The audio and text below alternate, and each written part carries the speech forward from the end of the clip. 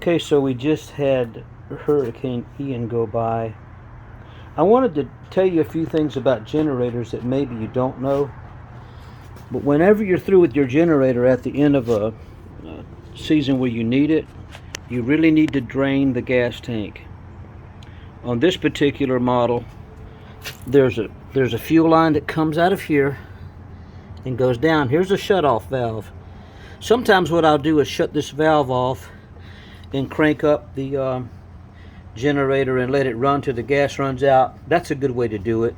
This particular time I took the line loose and then I went over to the other side and was inspecting this, and that fuel line connection there had gotten kind of hard, so I cut an inch off, pulled some slack through.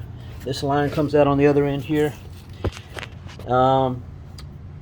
What I did, I used a small gas can here and let this open into here and open the valve so that the gas would flow into this 1 gallon tank, and I'll just put that in my lawnmower.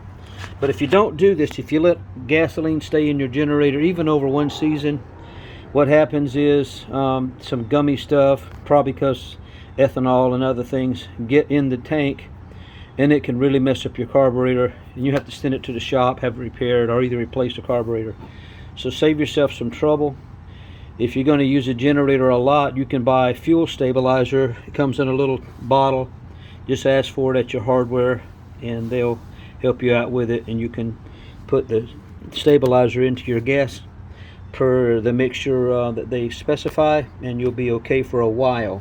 But I always like just completely taking the gasoline out, and I've replaced this carburetor once. I've had this generator for about 15 years or so. Okay, take care, be safe out there. Thankful for the people that were spared, and we're mindful of the people that have lost life and limb and property.